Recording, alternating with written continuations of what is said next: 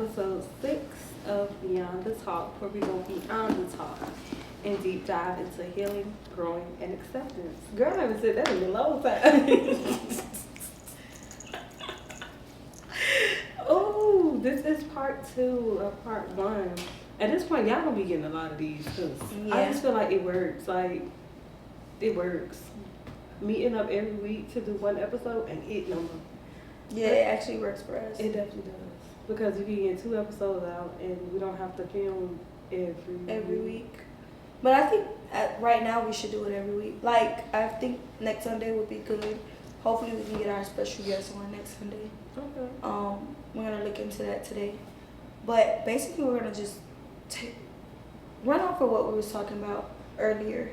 Confronting your it. Your it or it's, however many you have. Because I have a lot. I think I just got one. I feel like I have many, but I have one that's just...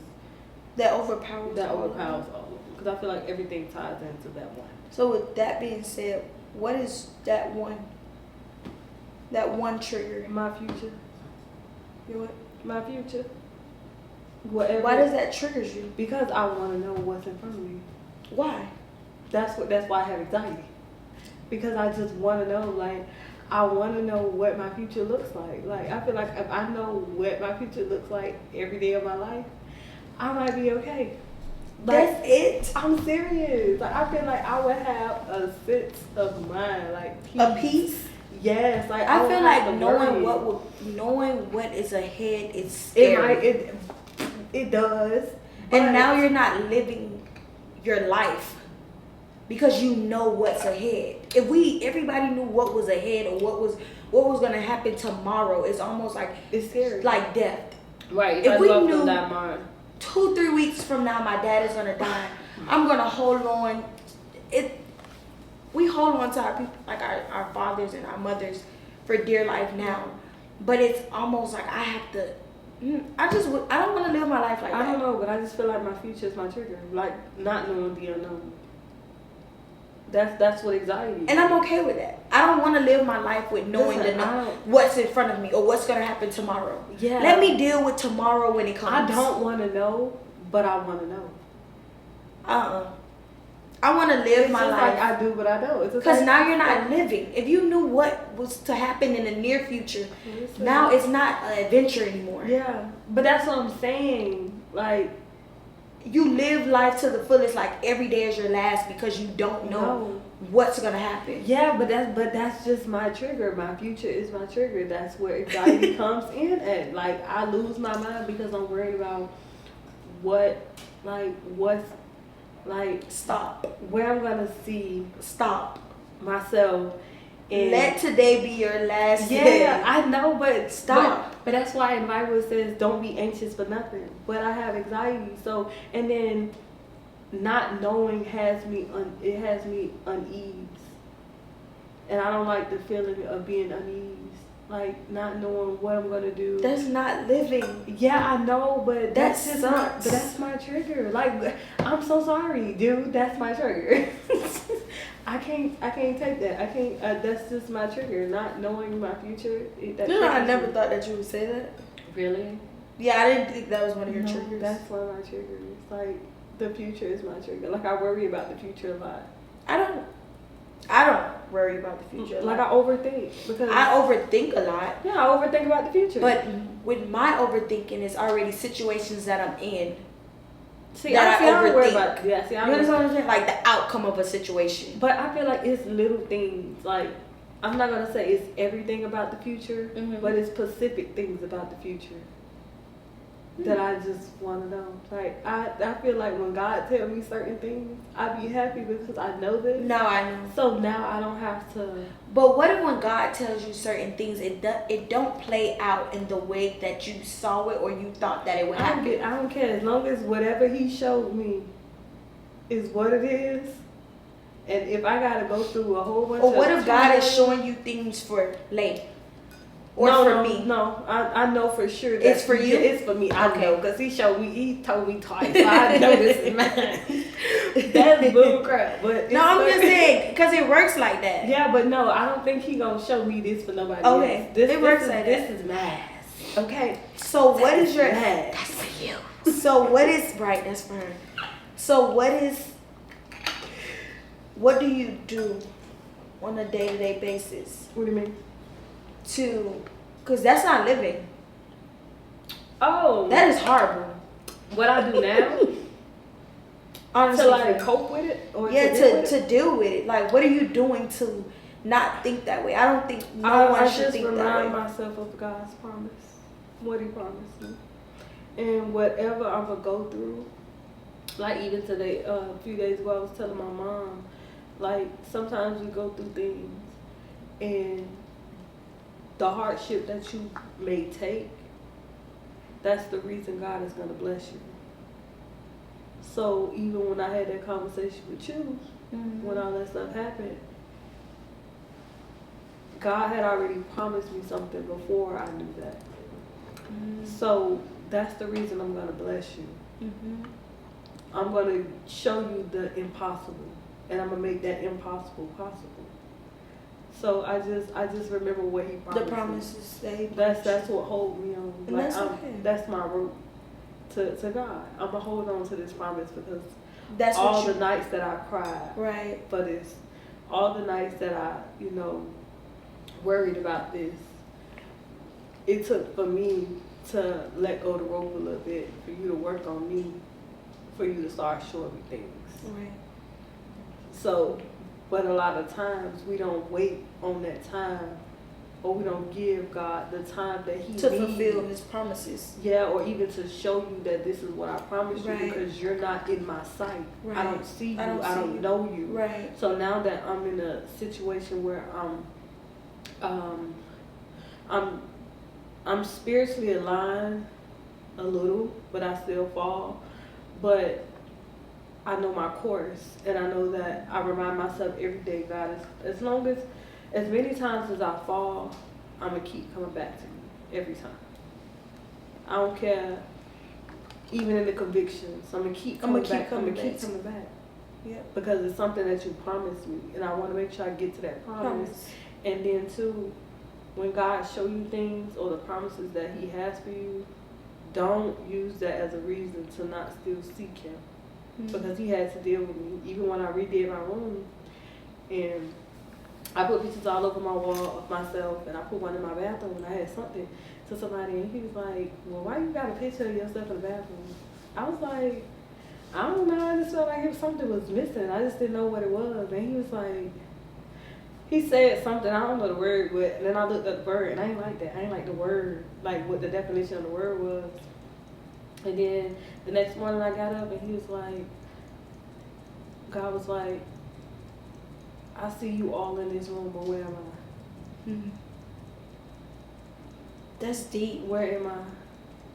So I went to Burlington, and I found the scripture in the painting, and I put it in my bathroom wall. So every time you removed the picture of yourself and you put, that's deep. Yeah, and I put the picture in my closet, and I put that picture up. So every time I go in the bathroom, every morning, that scripture is on the wall. Yeah. So every time you get up, that scripture is on the wall. That should be the first thing you think about when you get up. Yeah. Because it's in your bathroom. That's the first place you go. You go when you wake up. Yeah. That's deep. Girl, I was That's like, really God, I deep. know you love, but girl, yes. That's deep. I it's my trigger is not, and hearing you say that,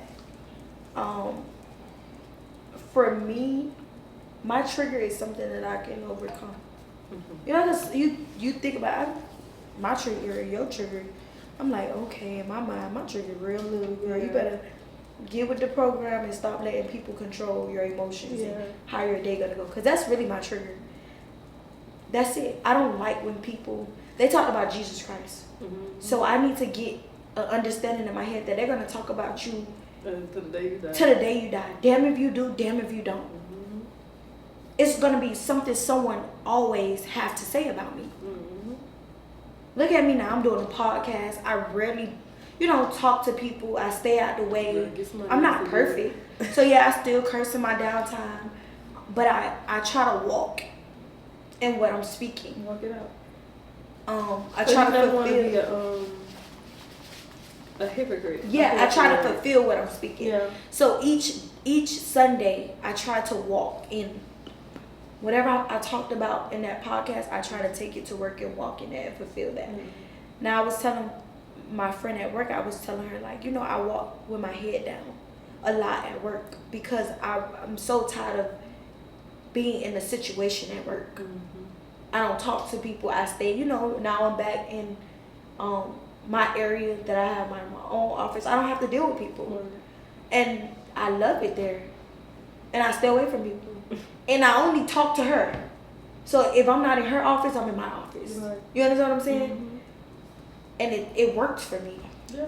And it's not that I'm antisocial or anything because, look, I just went to play kickball with some of my coworkers and my friends from the job, and I loved it. Like I told Ro, like, I love that energy. The same people, and I'm not in shape, but the same people, the same time, the same setting, we can continue to do it. Yeah. Every Saturday. Because one, I feel like it opens you up. Mm-hmm. Like, certain things that you do, like this podcast. Yeah. Who would have known we would be sitting and talking to Girl, because first 2 episodes very shy. Now I'm a little bit more open. Like, I'm comfortable with the camera. And we comfortable talking to each other because we had a conversation over a text message. Yeah. And ever since we had that conversation, the problems that we were having the second episode, we're not having ceased. Anymore. Bro, and when I was looking at episode 3, I was like, you could see the atmosphere change. Like, even like, because my sister, she was like, I guess in the first 2 episodes, like, my face says 1,000 words. Mm-hmm. So she was like, bro, like, what do you be doing with your face? And it's like, sometimes it don't be intentional. It's just what I do. But it's like, episode 3 and 4, it's like, you can see how the atmosphere is transforming. Yeah, and the growth that each episode brings. Mm-hmm. So I just want us to, just walk in our truth. Girl. For some reason, when I woke up this morning in the shower, that's all I heard in my head. Walking your truth. Walking your truth. I want it to actually be an episode, like where we come, hopefully a guest can come in. Because a lot of people don't walk in their truth. Mm-hmm. And that's all I kept hearing in my mind. Walking your truth, walking your truth, walking your truth. Know who you are. Mm-hmm. Walk in who you are. But you know what's crazy? What? We about to be in the double digits. Mm-hmm. It's giving. Walk in your truth. Know who you are. Recognize your triggers. And every day, strive to be the best version of yourself you can be. Mm-hmm. We're never going to be perfect. We're not. And on my way here, I kept telling myself that you're never going to be perfect. But always, every day when you look up, it starts with you. Mm-hmm. Like Michael Jackson said, "The Man in the Mirror." I love that song. Because we always pointing fingers at everybody else around us. And we never take a second to look in the mirror and look at our flaws, our inconsistencies, our triggers. Like what you bring to the table. What you bring to the table. The ugly versions of us that our family and our friends put up with every day. Kids to see it, they may not say nothing about it. The things that we think that people's supposed to come and free us from. Nobody has to free you from anything. Yeah, that's your call. Nobody has to make you happy. If you want to change something about yourself, you're gonna change it. You have to do that. But and stop. Just being. You have to be aware of that. Aware of your it. Yeah. What is your it? What is my it? Like if everybody can ask themselves that. If everybody can ask themselves that every day, what is my it today? I'm gonna know my it today, and I'm gonna overcome it. Mm-hmm. And at the end of the day, I'm gonna journal about this it. And keep striving to just better yourself. Like each day you don't get the same Desi. Yeah, or the same flow. Yeah, you don't. Because some days... And that comes with being human. Yeah, I don't want to be around people. Some days I just want to be to myself. Some days, like, I want to be around my family more. And then some days I've noticed, like, even now, like, I remind my mom a lot now. Like, even because her hair wasn't freaking dyed, and she looked like a totally different person. Like her natural color hair, black hair, grandma. So she was like, I call her Frank when she looked like that. Like that's the name. Yes, that's the name I got for her. Well, her hair is not colored. So I was supposed to do it, I think Wednesday, and I didn't do it. And she called me while I was in the kitchen before I went to work. She was like, I'm over here looking like Jethro. You gonna color my hair? And I was like, yeah, I'm gonna do it today. I forgot yesterday, but I'm gonna do it today. So as soon as I finished my second client that day, I got the color, went there and colored her hair, and I didn't see her that day. So Friday she came in my hair room, and I was like, you look so pretty. Yeah. And I was like, this is what I want to see, because I don't want her to look like what she's going through. Yeah. Yeah, like, bro, you're still you. You still you. You're still Sean. Yeah. You're still a mother of two. You're still a grandma. Like, you're still you. And I had to remind her, like, don't live your life for me or Lay or Naya. Yeah. Or my grandma. And I'm about to get emotional talking about this, but live your life for yourself. you. Yeah. Like, I had to stop that too. Because when I live my life, I want to live it for myself, me. Yeah. not for anybody around me. Like, sometimes we put the weight of the world on our shoulders. Back, and it's unfair. But as parents, they feel like everything that they do. I done lost my damn. You don't want her to look like. Yeah, like I don't want her to look like what she goes through. Like, and they feel like as parents, like, say if we go through something that they just wish we don't go through, they, parents are way harder on themselves, because it's like, dang, like I raised you, and I don't expect you to go through anything. But it's like, no, this is my life. Like, this is my life for real. Like, you have your own life and I have my own. So like, whatever I go through, yeah, I'm gonna talk to you about it, but don't be disappointed. But don't beat yourself up feeling like you failed. Yeah, like you didn't fail me. You didn't fail it's me. Just something that I have to go through. Yeah. But again, it's my life, so live your life for for yourself, and I'll live mine for mine. We'll just bring it together. But it was just those tough conversations you have as parents to your kids. It'd be different. And I don't have kids, so I don't know how it feels to have to tell your child something, or I don't know how it feels for a child. Well, I know how it feels for a child to tell their parent something, but it's different when you have a child. How to take that. Yeah, because this is my seed. Yeah. Like, I don't know, it just hits different. It's a different. But just keep reminding her of the parent she is, and the parent she have always been to you guys, and the accomplishments that you guys have, accomplished with her being by your side. Yeah. Because it's just been her. Yeah. Like, she did the best she can, and everybody always say, like, sometimes I get mad at my mom, but she's still human. She's still growing. She's still walking in her truth. So I can't be mad for too long. Right. Because she did the best she can do. Right. In the time that she had. In the time that she had to raise me. 18 years. Yeah, and that was it. And everything. And that's not a long I'm not time. a reflection of. People always say, "Oh, I didn't raise my child to be that way." Yeah, it's not. I'm gonna do what I want to do regardless, no matter how much of a.